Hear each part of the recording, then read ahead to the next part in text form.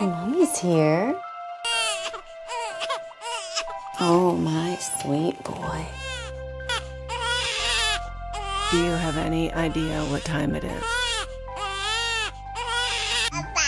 Can you say mama? Mama?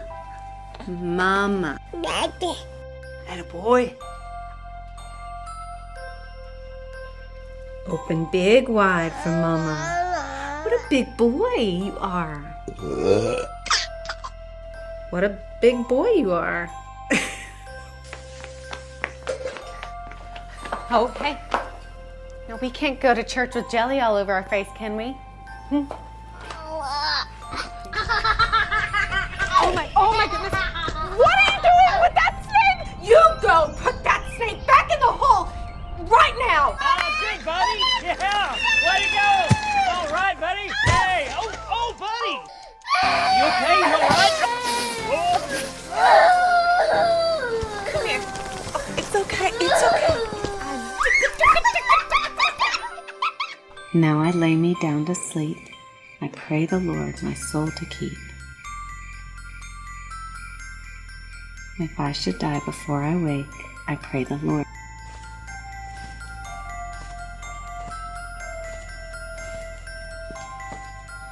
Hey, Mom.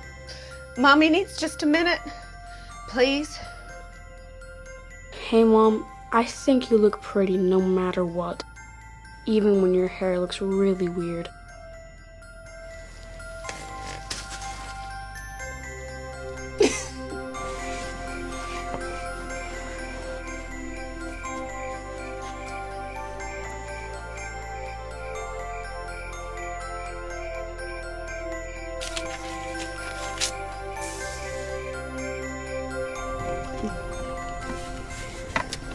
Oh, Mom.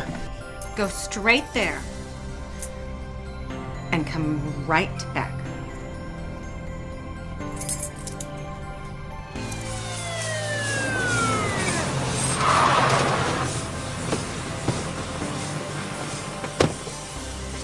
Hold here, honey. Oh, Mama's here. It's okay. Oh, you're okay. Oh, thank you, Lord. Thank you. Thank you.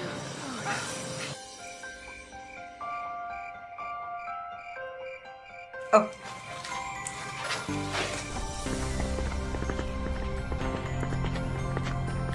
Oh. Mom, Wait. stop it. Mom, Dad, I asked Beth to marry me. Well, what'd she say? Welcome to the family. I'm so happy for you. Hey, Mom. Where's that grandbaby? Oh, there she is. Oh, yeah, nice to see you too. Oh, it's okay. Oh, it's okay. It's okay. You did great. What's that?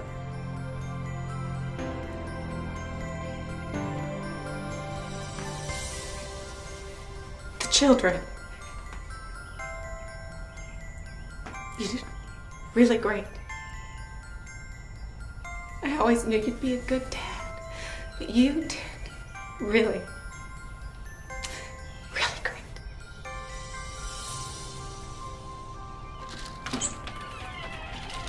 Hey, Mom, what are you doing? Of course you are. Come sit with me.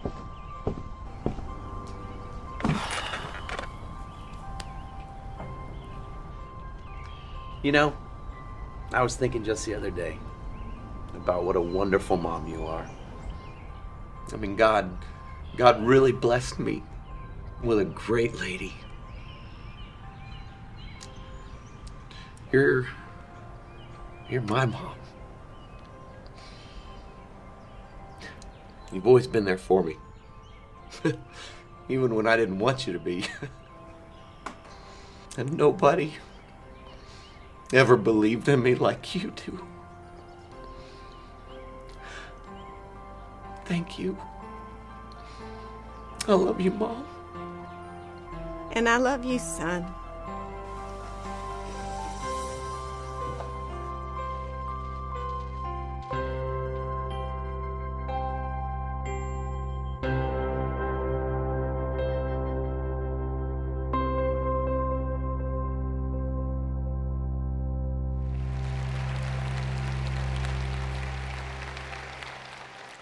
We thought you'd like that, and apologize for the 5 hanky moment there for you. But no, we did that on purpose.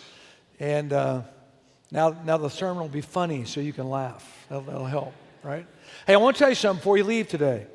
Get a brand new picture with Mom.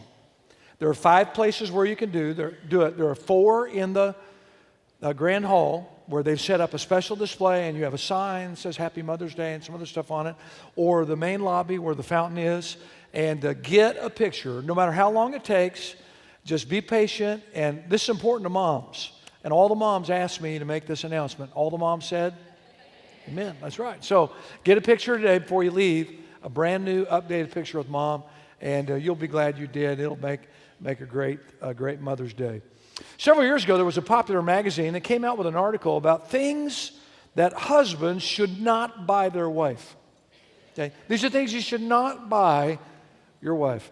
Number 1, don't buy anything that plugs in.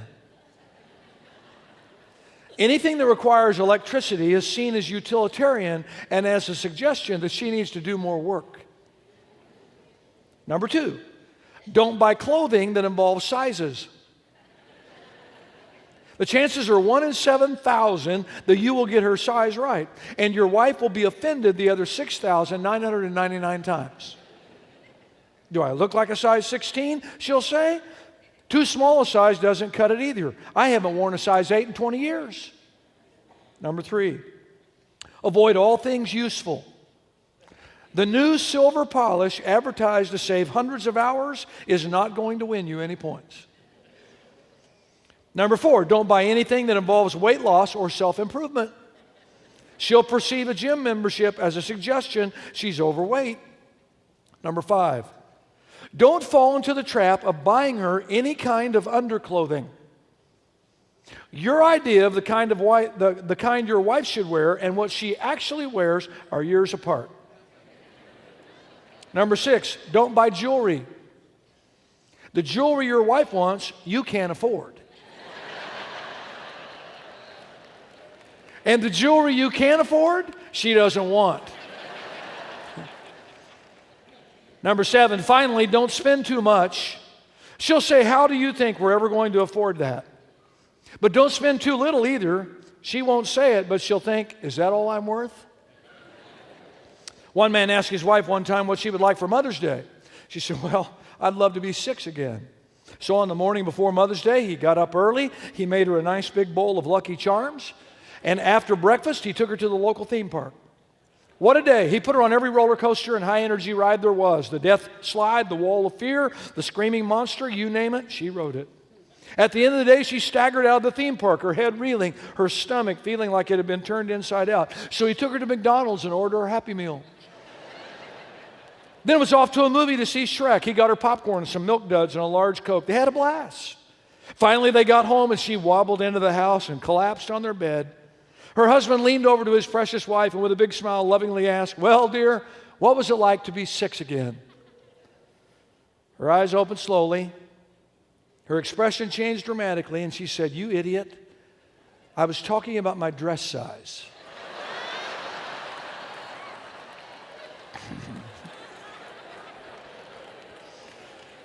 The moral of the story is, even when a husband is listening, he's still going to get it wrong. Several years ago, Lou Holtz, who coached at Arkansas and Notre Dame and South Carolina, was with his wife at the Gator Bowl, and they'd gone to the beach. And while they were out swimming, someone stole his wife's credit cards. Turns out later they found out that Lou Holtz never reported it.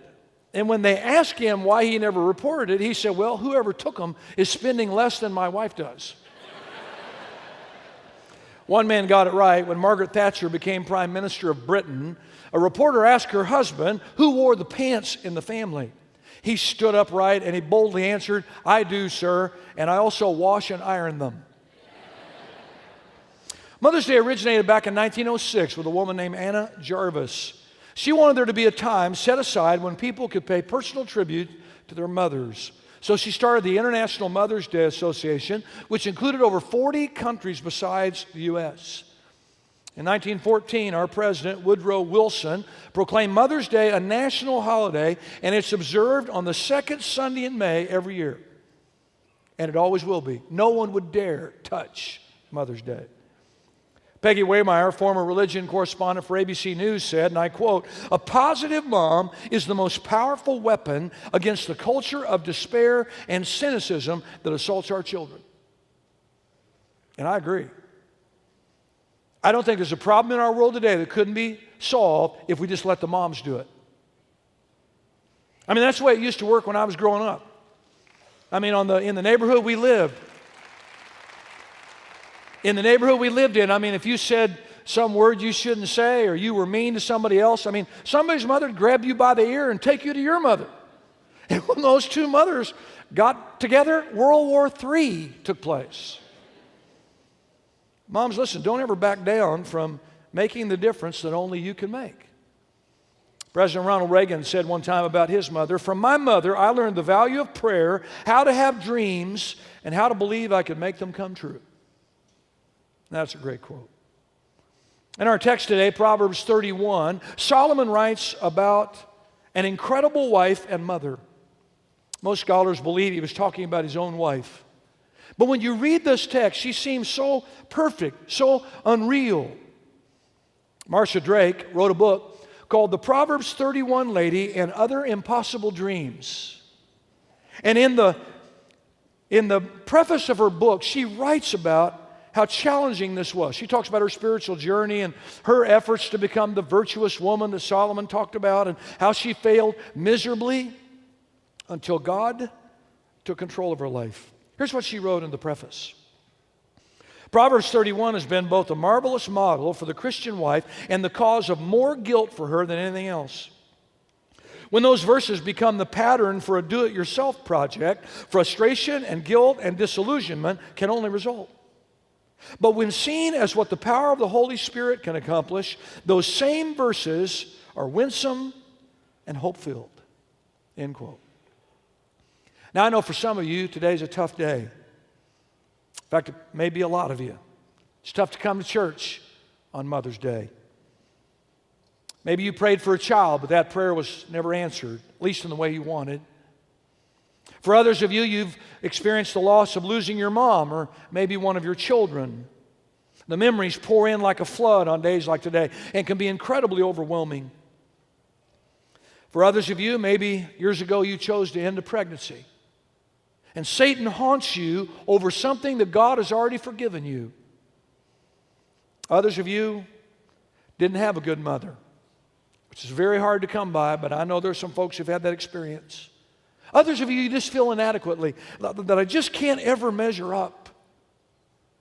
And so what I want to do for a few moments this morning, regardless of what you're feeling, I just want to encourage all of you and remind the rest of us how very important and special moms really are.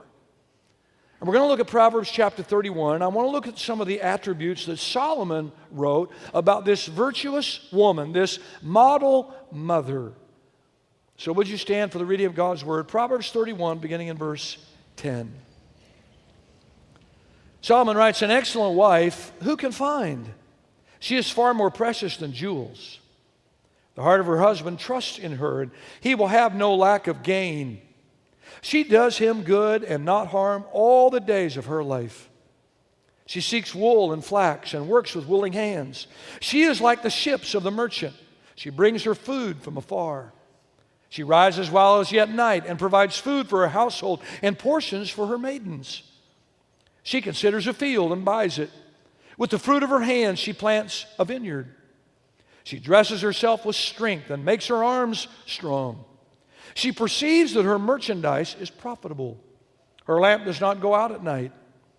She puts her hands to the distaff, and her hands hold the spindle. She opens her hand to the poor and reaches out her hands to the needy. She is not afraid of snow for her household, for all her household are clothed in scarlet. She makes bed coverings for herself. Her clothing is fine linen and purple. Her husband is known in the gates when he sits among the elders of the land. She makes linen garments and sells them. She delivers sashes to the merchant. Strength and dignity are her clothing, and she laughs at the time to come. She opens her mouth with wisdom, and the teaching of kindness is on her tongue. She looks well to the ways of her household and does not eat the bread of idleness. Her children rise up and call her blessed. Her husband also, and he praises her. Many women have done excellently, but you surpass them all. Charm is deceitful, and beauty is vain, but a woman who fears the Lord is to be praised. Give her of the fruit of her hands, and let her works praise her in the gates. You may be seated, and may God add his blessing to the reading of his word. The first thing I notice in this text, Solomon talks about her value. Her value. He says, an excellent wife, who can find? She is more precious, far more precious than jewels. How do you establish the value of a godly mother? Solomon says, you can't. She's priceless. Max Lucado, in his book, Next Door Savior, wrote this about mothers. Some good wisdom here. He says, only a mother can powder a baby's behind with one hand and hold the phone with the other. Only a mom can discern which teen is entering the door just by the sound of the key in the lock. Only a mom can spend a day wiping noses, laundering enough socks for the Yankees, balancing a checkbook down to $1.27, and still mean it when she thanks God for her kids. Only a mom. Some things only a mom can fix, like hamburger helper without the hamburger.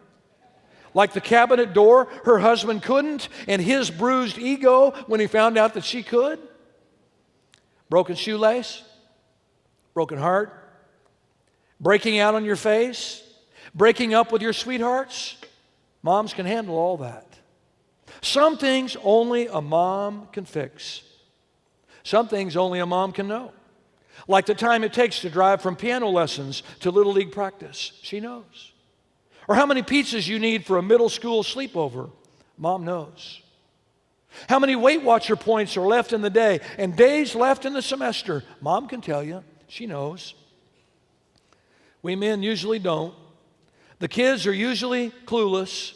Moms are a breed apart. And the rest of us can only wonder, only ponder. End quote. Now, most likely, the virtuous woman in Proverbs 31 worked outside the home. But her value came from the fact that being a mother was more important than money and possessions. The Washington Times reported on a survey done by the nonpartisan public policy group Public Agenda, which revealed that 80% of mothers between the ages of 18 and 29 would rather stay home and take care of their children than work full time. Many single moms would give anything in the world to be able to be at home with their children, but they can't. It's not possible. So whenever a mom is able to make that decision to dedicate her life to the home front, we ought to celebrate her as a champion of family values. And I would add this, whether a mom works outside the home or her work is inside the home, she's working. She's working. And she deserves our respect and our appreciation. And for that, we should just say, thanks, Mom.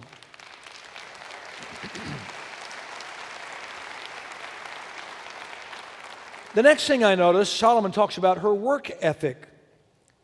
This woman was dedicated to her family, and she was dedicated to her task. Most moms I've ever heard of are the exact same way.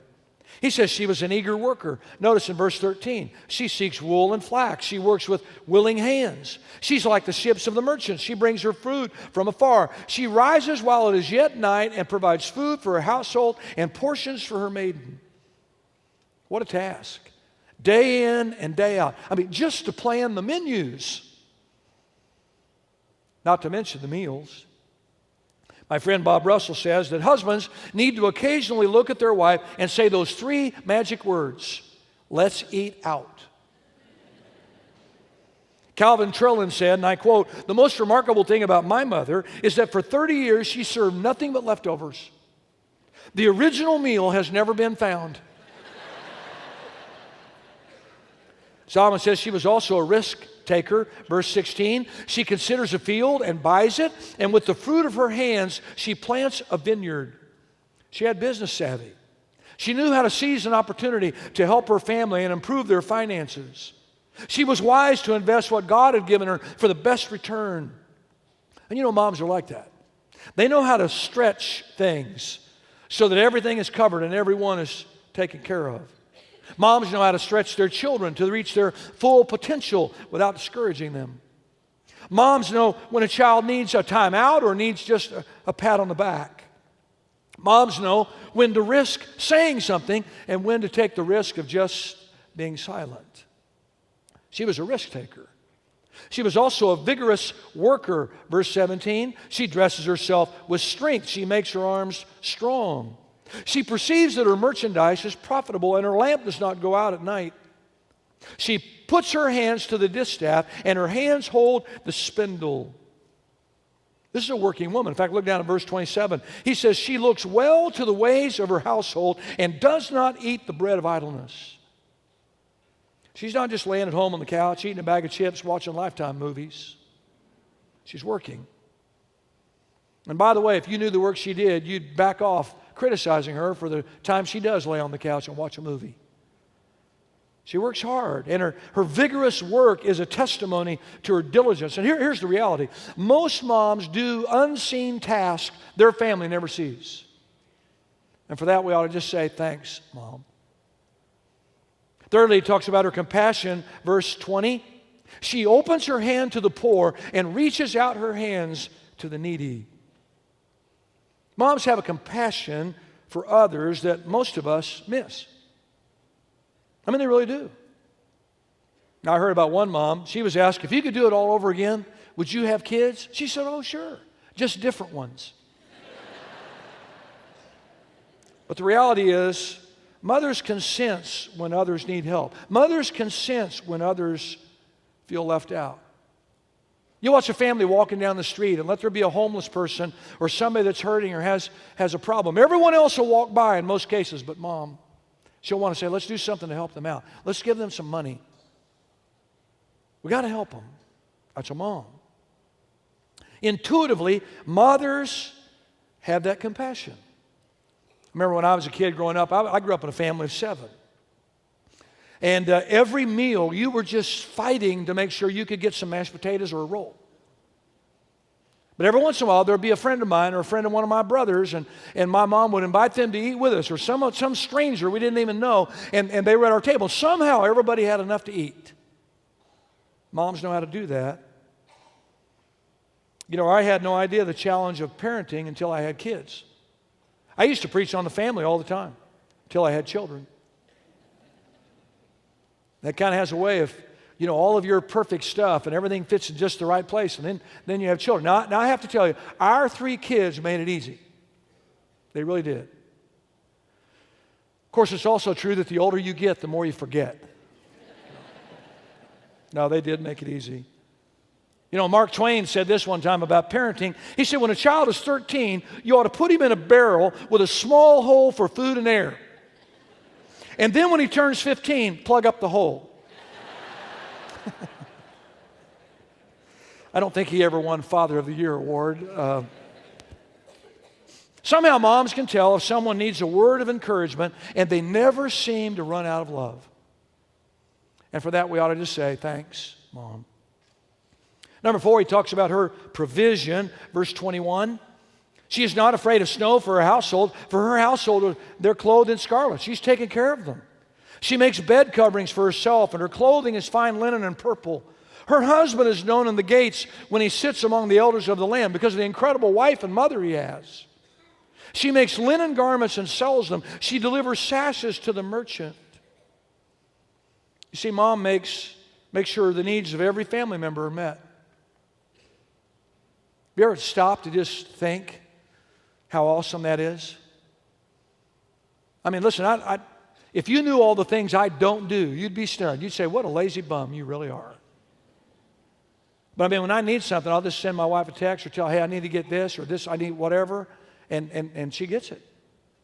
Our kids the same way. When they need something, in fact, a lot of times before they even say what they need, she's already provided it. That's the way moms do. Clothing and food and school supplies and sports equipment and lunch money and money for pictures and gifts for their friends' birthday parties and all the stuff we need for camp and the medicine we need when we're sick. It just goes on and on and on. Somehow moms have a way of making sure all the needs are met for every one of us. Moms find a way to make sure we have everything we need just when we need it. And so for all those times when we didn't have to go without, and for all those times when we had just exactly what we needed, we need to say, thanks, Mom. Number 5, he talks about her position. Verse 25, he says, strength and dignity are her clothing, and she laughs at the time to come. She opens her mouth with wisdom, and the teaching of kindness is on her tongue. She's respected. People look up to her. Did you notice that Solomon said she is clothed with dignity and can laugh at the days to come? That doesn't mean she makes fun of the future. It means it doesn't matter what comes. She's going to greet it with a smile on her face. You know, I've watched over the years, and I've had a lot of years to watch. A lot of dads get discouraged, quit. A lot of husbands give up.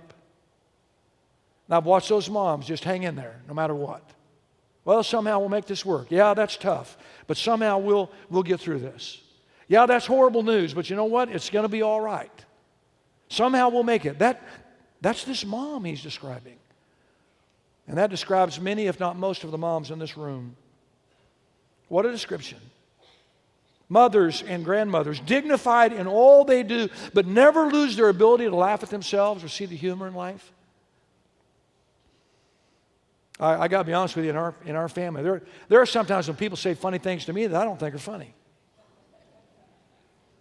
You know, I want them out of my house, or I want them to get out of my office, or I want them to get out of my life, you know. My wife somehow can laugh at anything and not get mad. That's a mother thing. Verse 26, Solomon says, her words carry weight with her children. She opens her mouth with wisdom. The teaching of kindness is on her tongue. They want to know what mom thinks. They want to know what mom says. And usually it's moms who encourage us to keep on going when we feel like quitting.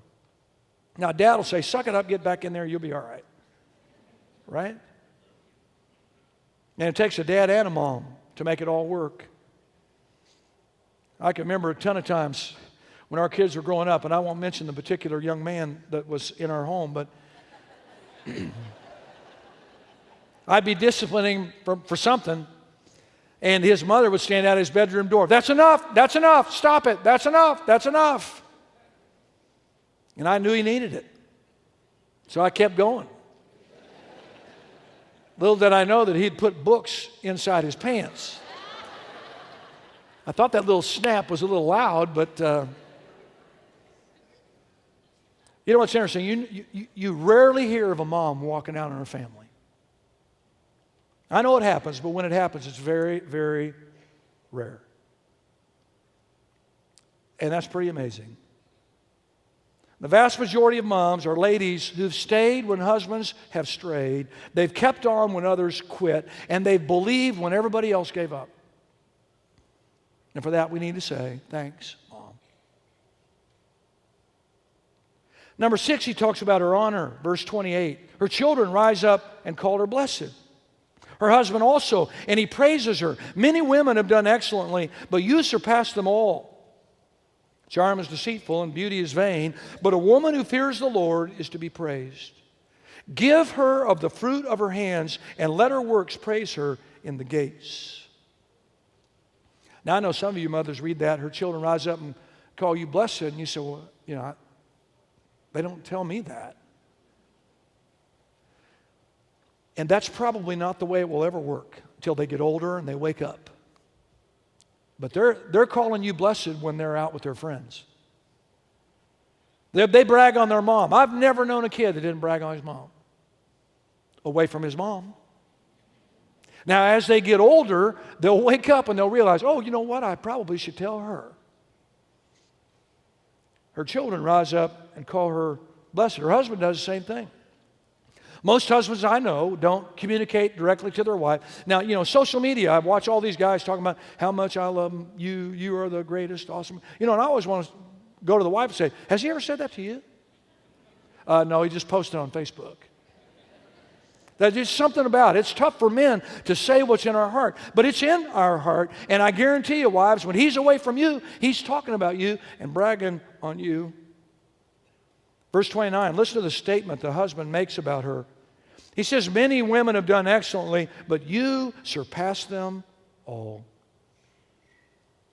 And then he goes on to say, she's honored because her beauty comes from deep within. Charm is deceitful, beauty is vain, but a woman who fears the Lord is to be praised.